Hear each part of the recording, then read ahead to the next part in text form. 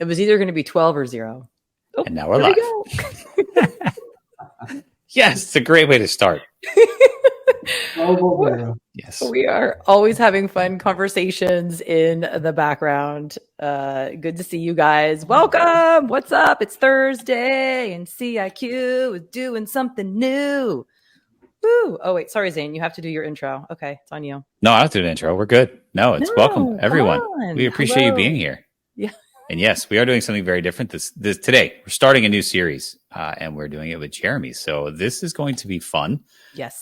Really looking forward to getting to hear more from Jeremy and learn more about Jeremy. So, Jeremy, introduce yourself to us. Okay. My name is Jeremy Allison. I'm a distinguished engineer at CIQ. And by that, what it means is I'm old and I have grey hair. That's what distinguished. You're not alone, Jeremy. Not alone. Yeah, and I still have some hair, so there is that. So I've been working in the industry for, nearly probably about 35, maybe 40 years. I've been doing the same job for about 30 of those years, which is working on an open source project I helped create called Samba, which is a Microsoft Windows file and print and authentication server, which was pretty popular, less so these days in the cloud. And now I'm working for CIQ doing basically whatever needs doing. As I like to say, chief cook and bottle washer. Because we're a startup, so whatever needs doing, I'm happy to pitch in and do. Hopefully around programming and C coding, but I'll do interviews, I appear on panels, I write the occasional blog post. So yeah, it's a really fun job. I think there are a lot of. Sorry, as you can tell from my native Californian accent, I'm actually originally from England, even though I live in California. I live in Cupertino, within cycling distance of the Apple spaceship, which is proof that UFOs have landed on Earth. That is very true. They could have just posted a picture of that thing at the congressional hearings and everyone would have gone, "Ooh, there's the proof." Sorry. Very true. The place is massive. It's just massive. I don't know. They don't let the great unwashed near it. The great unwashed. Oh, that's fantastic. Fantastic. Although many of my neighbors are Apple engineers. So. That's awesome. Yeah. So I think there are a lot of questions about Samba. Like, my first one is, how did you get started in Samba? Like, why? So this was really interesting. I was working for a startup company called Vantiv, and I was the chief porting engineer. It was a customer support product to one of the early 3-tier client server systems. And I was porting their code to Windows, which was very popular at the time. It was the early 90s. And remember, Windows NT was going to completely replace Unix and take over the world. So, yeah, diligently. I'm so glad it did not. Oh, my. Yeah, me too, actually. But anyway, I was diligently porting the code over, and I realized I just was FTPing source code back and forth all the time. And I thought there has to be a better way than this. So I went looking on, I think it was Usenet at the time. This was kind of pre-wide internet levels. And I found there was a file server protocol that Windows spoke, and it was called SMB for Server Message Block. And so I thought, well, how hard can this be to implement? So I started coding up. And then I don't remember exactly, it was one of the Usenet newsgroups. I found a guy called Andrew Tridgell in Australia had published exactly what I was doing. He'd published a working version. So I threw my code away and I looked at his code and I thought, oh, it's got bugs. So I sent him a patch via email. And within 5 minutes, a new version had come out with my patch included. Wow. It was like, yeah. Yes, so this was the instant feedback gratification. And then another chap in Germany sent patch number 2. And the funny thing is, both of us are still working on Samba. The people who sent the first 2 patches. No way. And so I started working on it, and I sold it to my manager as, well, this is going to make my porting work much easier. And by the time I'd left Vantiv, it was probably consuming about 40% of my work hours. So that could actually be considered one of the very first paid open source positions, I'm guessing. It kind of was, actually. Yeah, yes. And then I went and joined, because I was having so much fun doing that, I actually went and joined the first open source company that was selling support for open source software. And this was called Cygnus Software, founded by Mike Tiemann, Dave Henkel-Wallace, and oh God, I've forgotten the name. He founded the EFF. So it was their company, and I went and joined there. And to my horror, it turned out I was the first engineer assigned on their first closed source project. Get hooked. Which they never shipped. But yes, so that taught me a lesson. But yeah, that was great. And then eventually I started getting paid to work on Samba, and I've been doing that ever since, really. So it's a lot of fun. It's still a really interesting project because it is grown and developed, and there's so much in there. It now has so many components. It's not quite as large as the Linux kernel, but it's getting up there in terms of lines of code. And we have many, many more people working on it now. So very cool. It seems like everywhere you turn, it's everywhere. Home NAS. Useful. Everywhere. It's in a lot of NAS now. People tend to use it as a cloud gateway. There are many companies that use it so that you can basically use the cloud via attaching to Samba, and it backends onto someone's big cloud file system somewhere. And there are quite a few companies selling that, and it's great. I mean, I've been working with it and helping people use it ever since it was created. So when you're doing the porting from Windows, and you mentioned NT, was that on version 3.5? Was that the first one? Because 4 came out like late. Oh, so awful. So awful. Yeah, it was. And I actually had to do a port to the alpha version, the DEC alpha version of Windows NT. I actually went up to Microsoft and worked there and helped port things over. Yeah. Oh wow. Yeah. So it was. It was very, very useful. It was kind of like the universal glue that allowed Linux machines to go into corporate environments. In fact, for a while, Red Hat used to advertise on their Red Hat box that say, includes Samba version 1.8, whatever. They used to have a list of the open source projects they included on the side of the box. And that's very cool. Yeah. Very cool. I had to rebuild way too many NT4 machines. Yeah. Good old days. Yes. So I have a question that's just popped into my mind, Jeremy. Sorry to go sideways as I do, but being a known contributor to a widely used open source project, do you get people that reach out to you and want to hire you like for specific projects or thoughts or your ideas, or like, hey, come in and check out what we've done and fix it for us? They mostly want me for Samba and SMB work. and so, yeah, I have had a bunch of people asking, will you come to help fix our SMB implementation?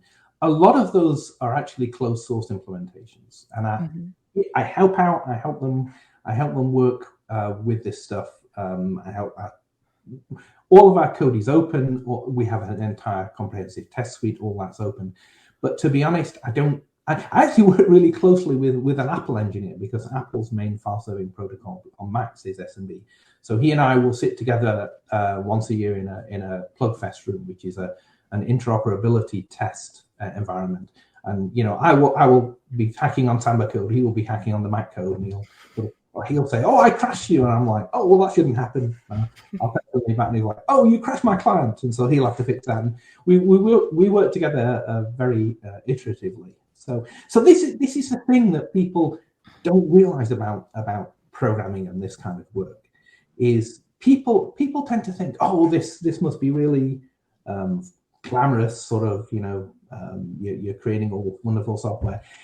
It really isn't that. I always like to think of myself as a plumber. I mean, plumbing is not a glamorous job, but it's absolutely necessary. And everyone ignores the plumbing until the toilet's back up, right? And then they desperately need it fixed. And writing software is a little bit like that. When it works, when you're doing a great job, nobody notices. And you know what? Nobody should notice, because these things, you're building products for people to use. You're building things that people can use to make their lives better, and they can use to do their real work. So kind of, I'm lucky in that software is so much fun for me that it doesn't feel like real work. So other people use the stuff that we create to do real work, and the only time that they notice is when it doesn't work.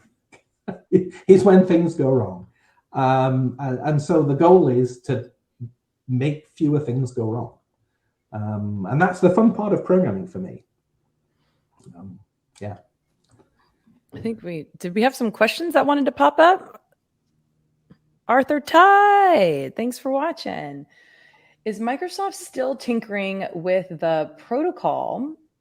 Do they still occasionally throw sand into the gears, or is that all in the past? So that's a great question. Microsoft is still continuously tinkering with the protocol. And yes, they throw sand into the gears, but not intentionally. This is the funny thing. For a while, Samba and Microsoft were bitter enemies. The Samba project and Microsoft were absolutely bitter enemies, because they considered this protocol theirs. They didn't want anyone else implementing it. There was the entire European Union lawsuit about that, which I played a large part in. But these days, short answer, if anyone forgot, anyone forgot, the Samba side won the lawsuit, and Microsoft was forced to open up and document their protocols. And one of the things that they found when they did that was they got much more useful. So it turned out that there were little silos inside Microsoft, and I've worked up there, so I know what they're like, that never talk to each other. And so somebody would change something, and I don't know whether you remember that old Microsoft organizational chart. So there was one with Google, which was basically everybody cross-matrix talking to everyone else. There was one with Oracle, which was basically a legal department and a small software department on the other side. And the Microsoft one had all of these different departments, and they were all pointing guns at each other. And that was kind of like Microsoft in the day. And so there were all these different areas in the company that didn't communicate. And one of the things that happened when they were forced to document all their protocols is they realized that they worked a lot better. And they actually, when they documented everything, they expanded the pie. They expanded the industry. So there were, now you can download those documents straight off Microsoft website. You can implement an SMB server. You can run the test suites. They're a comprehensive test suite. And they found that the protocols are then much more widely used. I mean, that's why Apple adopted them as their standard. Linux has a fantastic implementation that Microsoft actually sponsor. And Microsoft has become an open source company. I mean, I can't praise them enough for the change that they underwent between the early 90s and now. They have become an open source company. Yeah, sure, they still sell lots of closed source software. They still sell Windows or whatever. But their DNA has changed. And so, yeah, actually a few weeks ago, they released a security update that broke a whole bunch of Samba servers. And they were so apologetic. It was a security change that they rushed out without checking, and so they documented it immediately. They sent it out. We got a fix ready in about a week or so, and pushed it all out. So yeah, they occasionally throw sand in the gears, but now it's because sand is dribbling out of the bag that they're using to patch things up, not that they're throwing it into the gears deliberately. So. I think it's interesting that you say Microsoft is an open source company. I don't think many people would view it that way. So that's good to hear. I'm glad that that's the case. I'm considering that from. I mean, remember, I sat in the European Supreme Court. I was pushed into a suit and had to testify in front of the judges and whatever. And Microsoft were on the other side. They were not happy. So the change from that, I have great friends of Microsoft engineers. The guy who created the SMB server for the Azure cloud, he gives us ideas for Samba. They employ the guy who writes the SMB code in the Linux kernel. They collaborate with everybody. They open up about what they'd like to do with the protocol, what they're planning, how they work with others. They don't give us their source code, but at least for that part, because that's the Windows part. But everything else, their default is now, well, how can we open source this? A lot of it is the enthusiasm of a new convert. Because I remember back in the early 2000s, it was like, it's like the underpants gnomes. Step 1, open source. Step 2, something. Step 3, profit. Yes. And yeah, open source is a software development methodology. It's not a business model. And there have been many companies that have gone belly up because they confuse open source with a business model. And my opinion on open source is that it's, and I've heard Linus actually express the same thoughts, is that it is the scientific method applied to the development of software. So you open up your code, you let others look at it, you let others peer review it, you let others point out where you've made errors, and everybody's code gets better. I remember when I worked at one of the small companies, who actually I'll not name, and all of this was closed source, and I saw some horrible security bugs, and I wanted to fix them, and they said, no time for that, you got to work on the next release. I'm like, but anyone can break into this. Doesn't matter. Customers don't know. What the customers don't know won't hurt them. Oh, but it will. Well, at the time, yeah, and so that's kind of the closed source mindset. Is like, well, we're shipping a product, and if we can fix things later, that's fine. And what really made me give up on that entire model was I was working for a company that was using Sun's remote procedure call library. Complex term, but basically you make calls and get responses. And one of our perennial problems was that it was slow over the early internet. So I put a compression layer at the lowest level, so that according to the client and the server would talk to each other, and they didn't know that I was compressing the data on the wire in between. And it improved. It was a little slower in terms of CPU usage on both sides, but it actually massively decreased the amount of data traffic. So it improved the product. And I presented this, and they said, that's great, well done, here's a bonus. We're going to put that in the next release because we don't need it right now, and we're selling more. That code never got used. Wow. It was never the right time to put it in. And when I left, it was still in the queue for, we should merge that sometime. So that was my lesson. I never wanted to work on closed source software again. So, yeah. Because I had fun with that code. I actually remember working on it. My mom was in hospital, and I went back to England, and I was working on the code by a hospital bed while she was, Oh, wow. Yeah, well, if you've been in hospitals, you know that they can be very boring, so you take a lot. There's not a lot to do. Yeah, and it just never got used, and that was such a disappointment to me. That I didn't want to work on closed source software after that, really. And I never have, which is nice. It's fantastic. So, Jeremy, I'm going to ask you to do like a little self-reflection real quick. Mm-hmm. And how would you describe your personality? Interesting. So I am obsessively detailed, which I think is a strength for doing software. Not in anything else, as my wife will tell you. It's like, but in terms of concentrating on coding, it can consume me to the exclusion of other things. So I can be very, very focused on something, and I can't let go of things. Which, I was up till 2 a.m. the other night working on a bug because I just could not go to sleep and let it go. So I have that detailed, oriented mindset, but I also really like working with other people. And so a common myth about programming or engineering is that, that's for introverts. They don't like talking to people. And it's true. There are many people like that. One of my Microsoft friends has an old joke. It's how can you tell an extrovert engineer is that he's looking at someone else's shoes rather than his own, but so that's a common myth about engineers. But to be honest, especially when you're working in open source, the more you can work with people and collaborate with people, the more successful you're going to be. So, the Linus in his bedroom, or I say that being in my guest bedroom right now, because I'm working from home, which is great, by the way, producing something marvelous, putting it out to the world, and then saying, look at what I have done, is just not the way that large software is created anymore.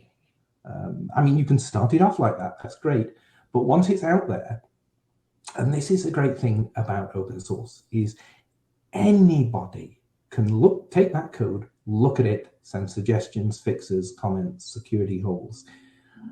And, in the age of the internet, you have no idea who these people are. You have no idea where they're from. You know nothing about them other than the fact that they just found a bug in your code. Right? And, there are some people who never get past that. I don't like them. They found bugs in my code. But you know what? What I realized, I had to come to a philosophy. And in fact, many people who haven't done open source are really frightened of opening it up, because they're like, they'll find flaws, they'll find mistakes I've made. And it's like, yes, that's the point. And it will make you better. Everybody writes terrible code. I write terrible code. I've had students from China, India, whatever, say, oh, look, you've got a bug there. And I'm sure they feel great about it. And the right response to that is, thank you, I'm an idiot. Thank you for pointing that out. I've learned something today. Anyone can teach you something about writing better code. And it's like science. You open things up, you show people what you're doing. Yes, they're going to find flaws. And that makes your code and what you're doing better. It really does. It's this goes back to one of the earliest things I learned. I used to hang out with a bunch of people at university. They were much smarter than I was. One in particular, a guy called Malcolm McMahon. And I used to hang out with him and his guys, and they would be talking about computer science. And I was a mere physics and astronomy student, and I used to hang out with those guys and listen to them. And I understood maybe one word in 10. And I used to sort of play, oh yeah, and I'd play along and with one of the gang, and I suddenly realized I'm not learning anything. These guys are great guys to hang out with, but they're talking about things that I simply don't understand.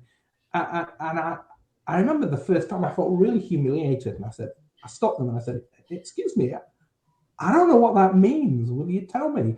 And rather than laughing at me, which is what I thought they were going to do, well, Malcolm especially, he basically went, oh, sure. And he just explained it to me. And That's fantastic. That was the beginning of wisdom for me. It's like, oh, if you actually admit what you don't know, people are happy to share and teach. And yeah. I kind of never looked back from that. And then fantastic. The other person I ran into was Andrew Tridgell, who's the founder of Samba. Andrew is a very, very rare talent. He's now writing code to run very high-end drones. He does Australian outback. He's based in Australia. Does Australian outback search and rescue with his drone code.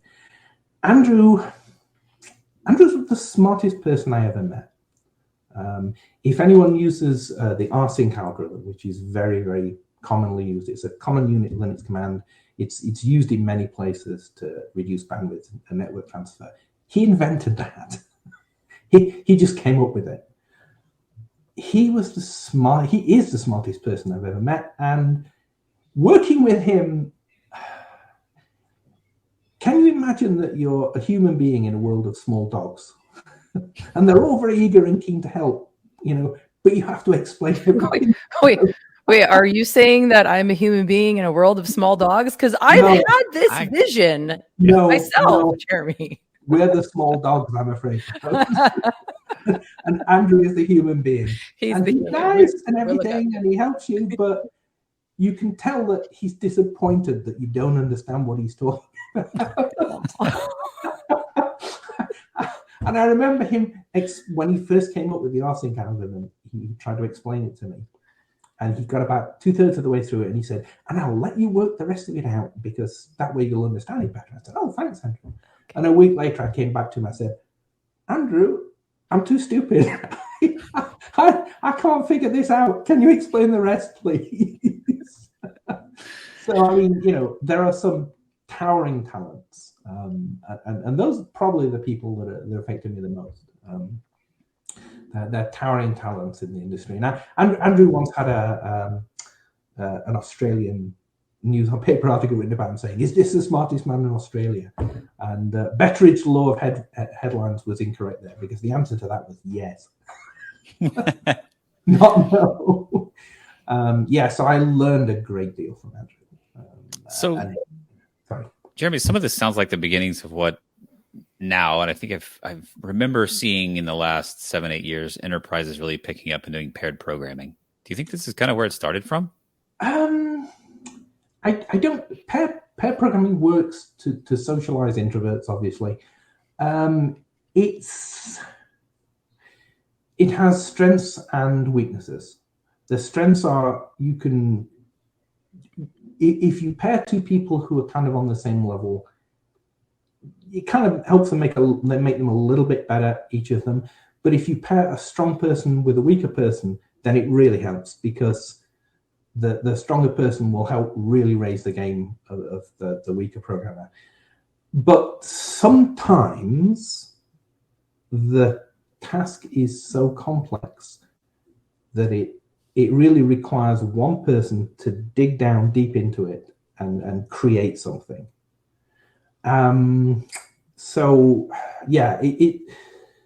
Some of the greatest software has been created just by one person initially, and then other people start to understand and work on it. Again, it's a bit like science. You have your Newtons and Einsteins or whatever, and then everyone else comes along and says, "Oh yeah," and then they develop, and Hawking's or whatever, and they develop it.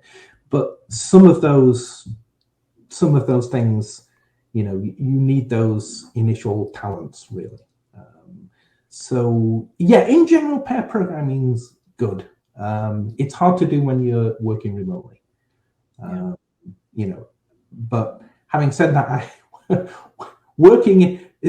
back when I started, everyone had a private office, so you could go into someone's office, you could work with them. Whatever. These days, no one gets a private office, and in fact, the last environment I was in at Google, they turned it basically into a warehouse full of hot desks, and that is not a productive working environment. I'm really sorry. It is interesting. Being in my spare bedroom is much more productive. I was at a previous company, a couple companies back, and they did away with all offices and all cubes, and it was just open floor. So there was no even department. So you may be sitting next to a developer, sitting next to a sales guy, which I can't imagine that not being the most annoying thing ever, because it's just so different in roles. Sorry, if you go into those environments, what you'll find is everybody wearing headphones and the program, and it's still loud, frantically trying not to look at what's going on around, because that's the only way they can concentrate and get things done. I don't know. Sometimes I like to go. I mean, I'm not a programmer, so let's just keep that on the vision. But I think that there's a type of person that actually focuses better if there's chaos going on around them. I mean, I remember I taught high school for a little while, and I know that sounds weird, but some of the kids, and they would have an actual document where it would say this person needs to not be disturbed, right? They can't be having people around them talking. And then there's other people who are they can't listen and actually hear what you're saying, Rose, unless they're walking back and forth and fidgeting in the back of the classroom. And there was just a variety. There's such a variety of different ways that people learn and work and are able to focus. So I think that there probably is a variety there. But for you specifically, Jeremy, how do you get into your zone? Right? I mean, is there something special that you do? Do you have a meditation practice? Do you clap and do a thing and go into it? Do you stare at a blank screen? What's your right? I mean, people have all kinds of weird. So my dad plays poker, and he used to rub his lucky rabbit's foot thing, and like turn around 3 times or whatever. I'm joking. So to get into the programming zone, I usually put solo piano music on. Solo piano music. Yeah, so sort of piano music, classical or whatever. And that's a great background, and then I start to work. And then after about an hour or so of that, I have to turn the music off. It's like, okay, that's distracting me now. I need quiet. That's a great zone to get in. Wow. Yeah, and so you get if you've seen the Pixar movie Soul, it's a little bit like that, getting into the zone. He plays piano to get himself in the zone, and then I turn the music off because and of course that's like the exact moment that my wife or son come in and say, "Dad, what have you?" Oh no. And we start over. We have to start over. Yeah, but it's that's kind of how you. And the thing about at least the programming I do is it's very, very detailed work. I tried to describe it as what you have to do is you're building castles in the air. And you're designing them and you're connecting them together, and but you have to be able to imagine large concepts. You have to keep them all in your mind at once, and the difference between basically the merely adequate like myself and people like Tridge is the beauty of the castles. So I can imagine a medieval castle. It's kind of cold and drafty, and it hasn't working toilets. You've just got a plank with a hole in. Tridge can imagine a cathedral, a Gothic medieval cathedral with all of the pieces in place or whatever. And so that's kind of how I think about the differences, really. Did we have a question? I think something popped up at some point from Greg. Oh, Arthur Tide again. Describe the weirdest or most eccentric participant in any Golden Penguin Bowl. No need to name names. So I will have to explain here. Please do. The Golden Penguin Bowl was a quiz show that used to be run by the Linux Foundation at the Linux events. And after my boss, Chris DeBona, stopped doing it, he handed the software over to me, and I started running the quiz show. And so the weirdest and most eccentric participant in any Golden Penguin Bowl has to be me. What'd you do? Did you wear something weird? Did you say something weird? Yeah. Every single Golden Penguin Bowl, I would dress up. So I would do the quizzes, and some of them are available online. I haven't, not all that many of them were filmed. So we had one year, this was Linux World Show, where we had Microsoft versus the open source community. This was back when Microsoft was just dabbling and thinking about getting into open source. And the Microsoft guys were great because they turned up as Darth Vader and a bunch of stormtroopers. That's fantastic. Literally, they were, one side was, and the other side were the Linux hippies, basically. The Linux hippies won, by the way. But I always used to dress up I have dressed up in very, very many weird costumes. One of my favorites was I put on a bald wig, a blue shirt, soaked all my underarms with water, and went on a Steve Ballmer. That's awesome. Doing I love it. So that was a fun show to do. I wouldn't mind resurrecting that, actually. Although I think I've lost the software that ran it. The whole point of running a quiz show, people think, oh, the questions have to be hard, whatever, But what I did with, because I used to write all the questions, and they were a bunch of computing, science fiction, geek trivia, basically. It was always the geeks versus the nerds. And what I would try and do is I would write the questions so that there was always someone in the audience who knew the answer, right? And they would always go, that's so simple. Why don't they know that? So everybody in the audience usually thought, that's so simple. Why are they so dumb? So everyone in the audience felt superior to everybody on stage. And that was the vibe I was going for, is that I wanted everyone in the audience to think, I should be up there. Those guys know nothing. That's fantastic. It's kind of true. And then what I would do is at the last question, So we would have these 2 rounds, but the last question could trump everything, and it was usually something practical. Like I had, okay, here's a bunch of drones. Pilot these drones from one end to the other, and you have to carry something in the drone and put it in the basket on the other side of the room. And of course, there were these terribly cheap drones from Fry's that you could barely control. And so fun though. Everyone had a chance to win, or build a Lego bridge, the longest Lego bridge that you can, out of these big Duplo Lego blocks that for the toddlers, and you could watch them trying to design a bridge that would be bigger than their competitors. So yeah, that was a fun show to do. Jeremy, you're wild, man. You are wild. I feel like we could have a movie, a series of your life and experiences and fun things. Oh, man. So yes, Art just came up with a yeah. So okay. What year was the moon blasted out of the Earth's orbit in space? 1999. I think that's a bit of a giveaway, Art, in the title.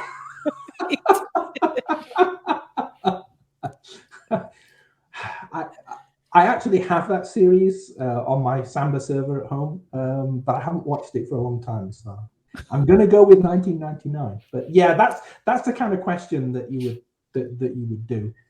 That's fantastic. So Linux used to be really much more of a fun, especially before the .com crash. It was kind of a really fun, wild environment. These days, Linux runs the world. Your television, your monitors, the monitors that all of you are looking at, even if they're standalone, I guarantee you inside that monitor is a Linux kernel running the screen, right? Your Tesla car is a Linux kernel running their car. Almost all smart electronics are Linux-based these days. So it's kind of a lot less fun. It's a lot more corporate and a lot more business.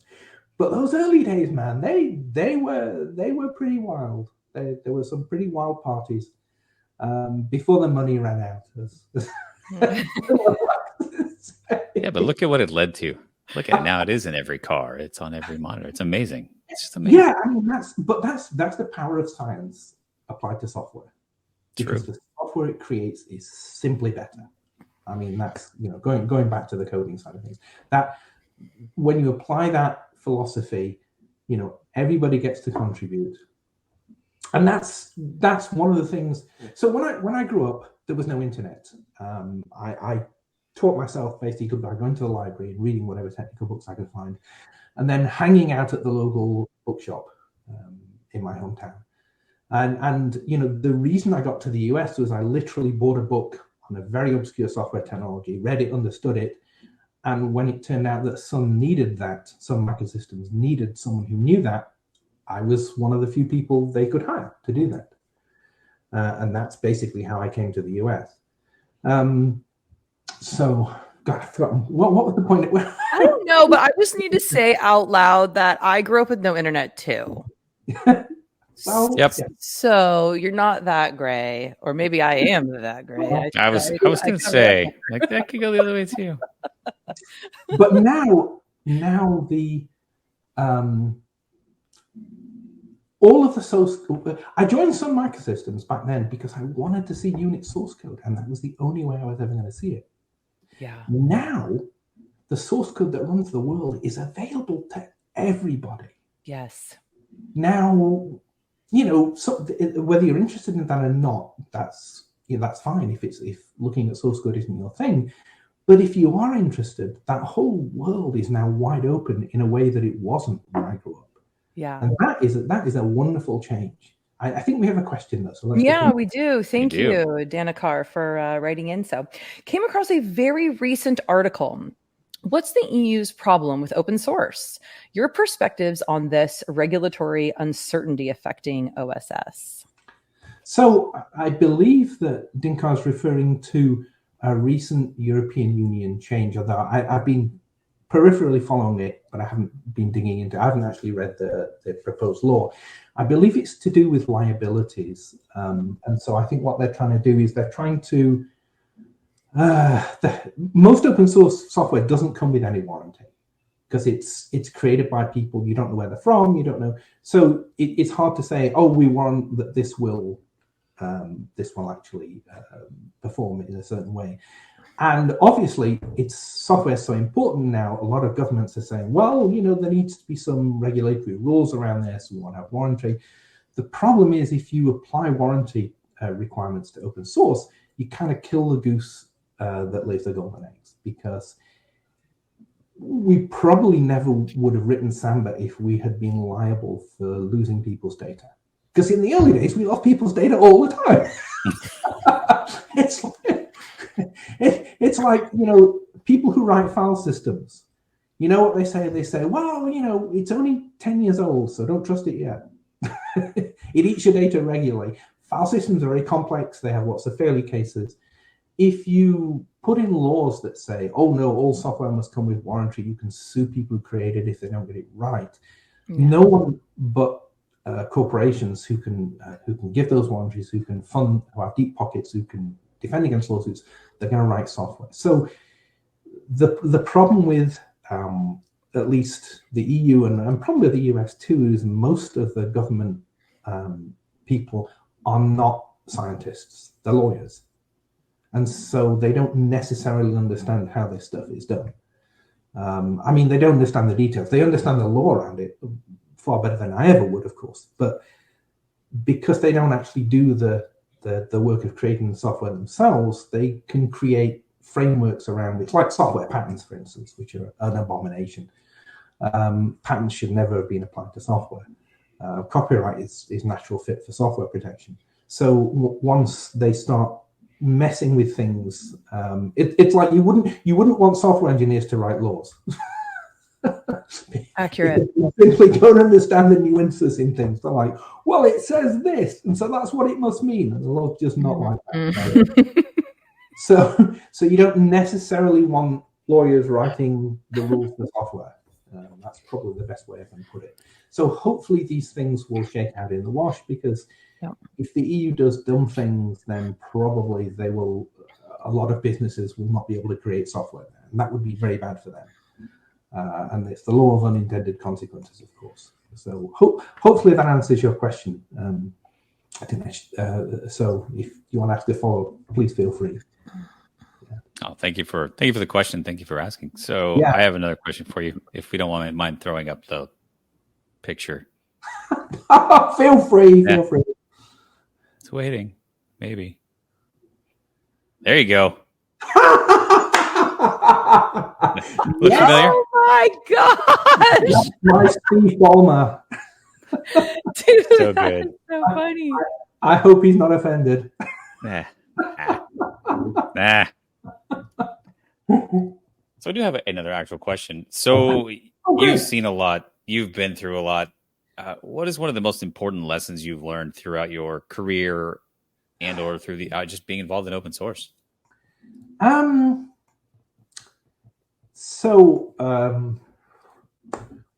lessons. Egoless programming. Everybody can contribute. This is not an exclusive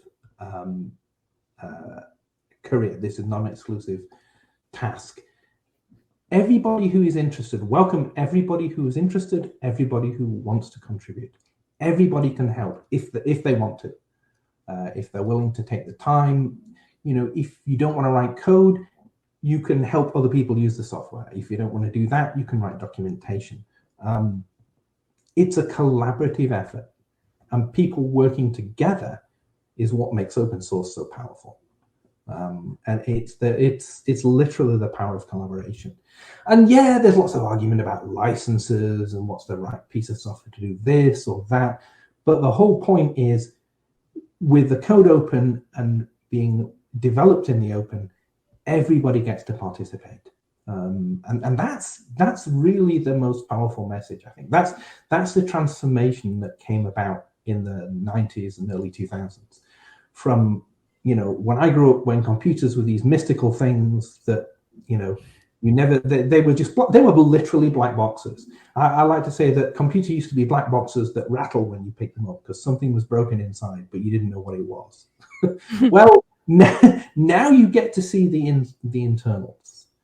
The other point I wanted to make is, in terms of openness of source code, the programmers have won. Open source is clearly a better way of developing software. Everybody gets to see it. Now we need to help everybody else, because the things that I wanted when I grew up, which is I wanted to see Unix source code, I wanted to know how things done, how they work. I have all that now. Anyone who wants to can have all that now. The thing that I'm concerned about is something called DRM, digital rights management. And that is when you can see the source code, but you can't really use it. Devices are locked down. And unfortunately, the best example of that are the phones, like the iPhone.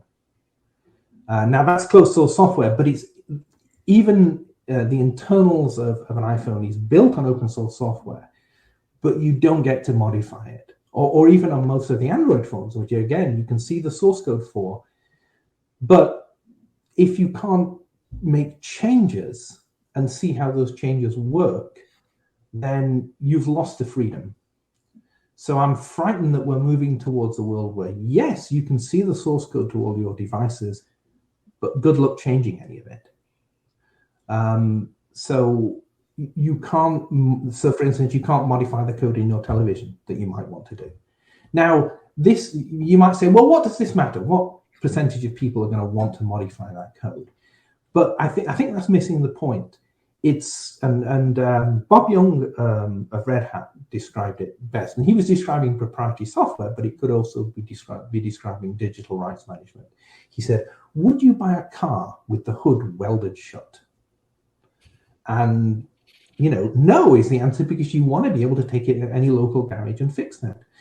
Those rights may be going away, because now that cars are computers on wheels, and they're locked up with digital rights management, which uses cryptographic techniques which are unbreakable usually, or attempted to be unbreakable, then essentially they've welded the hood shut with software, not with physical hardware. So again, you're going to the point where if you have a problem with your car, you have to go to the dealer. Yeah. Because they're the only ones with the software that can even diagnose what might be going wrong.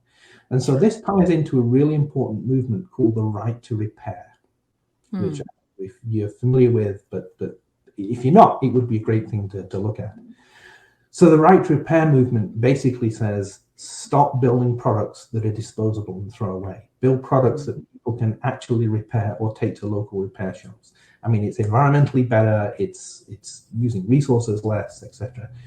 But it goes against the philosophy of, well, we can sell you a phone, and after it breaks in 2 years or it's obsolete, we just sell you another one and you throw the other one away, right? There's massive amounts of waste. So that's the important trend that I see that kind of concerns me. So, you know, in terms of source code access, I have all I want. But actually being able to use it, that's the bigger battle, and that's something that affects everybody, not just programmers. And right now, that battle's not going so well. Yeah, it was big in agriculture too. There's a lot of farm equipment that was becoming unrepairable by the end user. Exactly. Oh, we have a great question coming in. Igor, hey, thanks for joining. So how do you keep the quality of code if anyone can contribute? That is a fantastic question, Igor. I'm really glad you asked that. So the way it works is that anyone can propose a contribution. That contribution does not have to be accepted. And so a common misconception around open source is that, well, it's open, anyone can put anything in there. But that's not true. There are gatekeepers around the code. So I'm going to use Samba as an example, because that's a project I'm most familiar with, obviously. So Samba has the actual repository for official Samba is completely controlled, locked down, and the people who have access to it have cryptographic keys. So anyone can take that repository, they can create a copy of it, they can put their own changes in, whatever they want, and they can push it out and say, this is my version of Samba. We can't stop that. We don't want to stop that. That's great. That's how innovation is done. But for the actual Samba, the Samba you get from samba.org, the code that comes in, first it's looked at, You can put it. You can contribute on the web. You can contribute on mailing lists. There's many different ways. That code is looked at by the existing engineers, and for a non-team members contributing something, it has to be reviewed line by line by 2 engineers. It also has to have a regression test. Now, a regression test is something that tests the new functionality in software and makes sure that it doesn't break some existing functionality. So before you put a piece of code into Samba, it has to run a 5-hour test suite that tests absolutely everything we can think of testing. The domain functionality, the printing, everything gets tested. So every time a code contribution comes in, it runs through that test suite, and if it's adding new functionality, it is required to come with new tests. So what that means is the quality of the code, we call it test-driven development. The quality of the code is theoretically, we make mistakes, we always make mistakes, is very high. And so, yes, anyone can contribute, they can propose a contribution, but getting it accepted is something different. And so this is why when you get, for instance, when you get Rocky Linux, you download the software from cryptographically signed repositories. So you're not just pulling stuff. Oh yeah, I found something great for Rocky on the internet from, malwareisus.com. Great, I'm gonna pull that package. You have to decide who you trust. But the great thing is, you decide who you're going to trust. Nobody takes that away from you. There's no equivalent of a company for Rocky saying, "Oh no, you can only trust these things. You're not allowed to pull software from anyone else." You can decide who you trust. If you decide malwareisus.com is your trusted vendor, then go from there. And good luck. All you want. Well, that's your decision. It's true. So that's how the code quality is maintained. I hope that answers your question. Please feel free to follow up if you have any comments on that. I think we have another question. We do. Yeah, Arthur, this goes right into it, actually. So has anyone or any company ever tried to insert malware into Samba, and how did the organization deal with it or respond to it? That is a great question. We create enough bugs on our own, actually. So to my knowledge, no one has ever tried to insert malware into Samba. Some of the things that have happened around that. So Microsoft had a terrible bug that was found and exploited by governments. I'm not going to mention who, but I'm sure you can guess. And the government did not tell Microsoft about that bug. They were using it to exploit, to infiltrate Microsoft systems all around the world. As soon as Microsoft knew, they fixed it, of course. But the policy was not to tell them about it. Now, that bug was significant enough that I actually chatted privately. I've chatted privately with people who looked at what that bug was, just to see if there was any possibility of it being inserted. And there was not. It was simply a mistake. Samba has had a similar appalling bug that would allow you to take over any machine. In fact, somebody we found it about 2 months after the Microsoft one, and somebody posted a very cruel meme saying, "Microsoft, this is the most catastrophic security hole in Microsoft's history. Samba team, hold my beer." We had an appalling bug. And again, I know the person who did it. It was so bad, you couldn't have designed a better bug to compromise the system. You just couldn't have designed it. But it was a genuine mistake. Software is hard enough that, a lot of the time they don't have to, you don't have to look for malintent. Incompetence is purely enough. But the people who gave my particular ire, and we've had this in Samba, are companies who sell exploits. So they find a bug and they don't tell the developers or the manufacturers or the creators of the software. They don't tell them about it, and they sell it on the open market. Those people are, if they weren't doing software, they would be smashing your car windows and taking your radio. Well, dating myself here, taking your streaming server or whatever it is in the cars these days. Yeah, they're awful people. And we've had that. We've had a company that was selling exploits to Samba, and part of their contract was that if they sold you the exploit, you were contractually obliged not to tell the Samba team about the bug. Eventually, just like I said, these are awful. Why? Yeah. Well, That's a board person that had something Find weird a productive happen. way. No. Productive way to They make do money. this. They pay engineers to Right. look into software, Right. break into it, and sell the exploit. This is an industry. Crazy. Yeah, it's Right. We gotta. we have another Nicole, question. great. Thanks for reading it again. So, what do you think MSOS is still pervasive, or why do you think? Do you think MS will adopt the Linux kernel to be relevant? I had this question for a long time. You are one of the best Samba creators to answer this. So interestingly enough, I had a joke with Linus back in the early 2000s. I said, when do you think Windows will be a thin graphical interface shim on top of the Linux kernel? We estimated in the 2020s. To be honest, that's not going to happen. I mean, Microsoft is big enough, competent enough to maintain the Windows kernel for the rest of time. But already, what you do see is the Windows kernel is usually virtualized on top of Linux kernels. So if you look at, and I think these are numbers from Microsoft themselves, over 50% of the OSs in the Microsoft Azure cloud are Linux. Now, they may be running virtualized Windows kernels on top, but Linux is the dominant operating system within the cloud. So the amount of work it would take Microsoft to do what we joked about, this was probably before virtualization became really popular, and containerization, the amount of work it would take them to report all of the Windows user interface to be on top of the Linux kernel is more work than simply maintaining the existing Windows kernel and virtualizing it on top of the Linux base.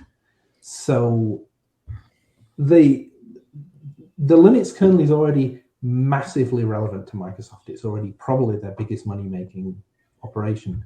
And, the amount of money they spend on maintaining, I have no idea on the numbers on this, so I'm making it up. I'm an engineer, I know nothing about finance. But I would guess, so please tell me if I'm completely wrong, but I would guess that it's cheaper to simply maintain the legacy Windows kernel running on top of Linux than it would be to port the elements that you want on top of Linux. And eventually, all software will be basically cloud-based or running in a browser, and therefore it really won't matter what the underlying kernel is, but it will be Linux. Yes, it will. Yes, it will. Yeah, because that's what everyone is collaborating on, and that's why alchemy is no longer popular. If you look back into the medieval ages, there was alchemists and there were scientists, and sometimes they were the same people. And the alchemists promised, like proprietary software vendors, they promised they could turn your lead into gold. But the people who actually figured out how that was possible, nuclear transmutation, are the scientists. And that's kind of the way things are going in software. There are still proprietary vendors out there who promise to turn your lead into gold, but the real value is in open source. And I think that's where it's going to stay. So we're running up on time, Jeremy. I want to make sure we give everybody back to time, but I do have one more question. What piece of advice would you give to someone who's just starting their career out?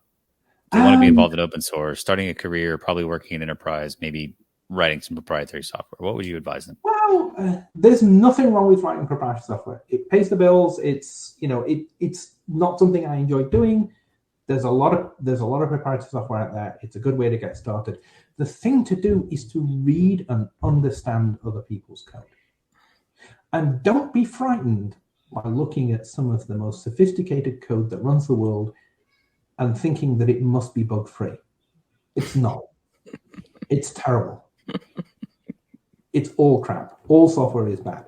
Samba's bad, the Linux kernel is bad, the browsers are bad. Everything is bad because this task is really hard. And until AI takes over the world and treats us all as pets and writes the software for us, then human beings are going to make horrible, horrible, horrible mistakes. So read other people's code. Look for bugs. Look for things that you can do better. look for ways to change it. Even if you're just fixing spelling mistakes. We just had a great patch come in from someone who was fixing a bunch of spelling inside the Samba code because engineers can't spell. So, that is greatly appreciated because it's improving. Remember, writing code is a process of communicating to another person what your intent is. And if it's spelled correctly, then if the comments are spelled correctly, that's helpful. So read other people's code, look for bugs, look for things that might be wrong. That's the only way you're going to learn. I mean, that's why I was so desperate to get into a Unix company, because I wanted to see that code. And you know what I got there? It was full of bugs. Yeah. Underwhelmed. No, I was amazingly impressed, but I realized I could fix them. That's awesome. Yeah. That is very Once cool. I saw the code, I could actually, hey, well, no, that's not quite right. Maybe we should do it this way. And, if the environment is an open one, and this is it, then you can actually contribute. And that's how you start. If you're just starting off, read other people's code. In software, I mean, I have no advice on any other career because I know nothing about any other career. But yeah, read the software, learn from it. And these days, there are so many free books available on the internet. You want to learn how the Linux memory subsystem works? There's a book on that. You want to learn about how the scheduler works? There's a book on that. You want to learn how to port things between different systems? There are books there, and these are free books. I used to spend so much money on computer books. So, Jeremy, not to cut you off, but you're talking about books. Okay, last question, and then we're out of here. But what's the name of your book? Does it exist? What's it gonna be? My book would be Massive Mistakes I Have Made. Okay. Well, I used to be on a Google hiring, and what I would do is my interview questions were not the standard Google sort of, cleverly implement this algorithm or whatever. I would give them a piece of code, or give them the description of a piece of code that I had personally screwed up. And I would say, please write this. And, what would happen is the candidates that were great, I would say, that's perfect. You you didn't do the same bug that I did. But I would give them the opportunity to correct mistakes that I had made. And so I think that's, it's great looking at wonderful code and saying, this is perfect, this is great. But what's really instructional, and that's what I like to do a book about, is here's bad code. Why is this bad? What did I do wrong? How could I have done it better? One of my favorite pictures on the internet, this is a program is from the Mozilla offices in San Francisco. And there's a guy working at a standing desk. He's a really tall guy. I can't remember his name now. He's about 6 feet tall. And he's working at a standing desk. And then above him, sort of like 20 feet up in the air, there is a line on the wall. And above that line is written, must be this tall to write multi-threaded code. So nice. For people who don't know, threaded code is some of the most complex in interactions. What it means is nobody writes good code, and seeing bad code and understanding why it's bad is really the beginnings of wisdom in a career, at least if you're doing programming, I think. So. I love it. All right. Well, that was beautiful. Jeremy, thank you so much. We are so blessed to have you at CIQ. You guys, you can reach out to us. Find him on LinkedIn. You ask him any question. He told you here and now. You ask him a question, he will answer in detail. So do not be afraid. Remember, I have tasks to do at work. You have to come first. At some point in time, he will get back to you. Right. We look forward to your book. There you go. You are amazing. Yeah. It'll happen. Just put on some, nice piano music in the background, and it will just flow. At that point, I'll be staring at a blank screen going, what do I do now? Yeah. I just walk. That's awesome. All right, you guys. Well, thanks for joining us. Thanks for being here, Jeremy. Zane, you are always amazing. We just adore all of you. Sorry if we didn't get to everybody's question, but, keep writing them in. Eventually, we will answer every single one. Yeah, thanks so much. I really appreciate the people asking questions. Yeah. That really drives Thank you very much, guys. It makes it a lot of fun. So thanks a lot. And beautiful. Great to meet everyone virtually. So. Absolutely. Right. We'll see you next week. Thank you, Jeremy. Same time, same place. Bye. Bye, everybody. Thanks.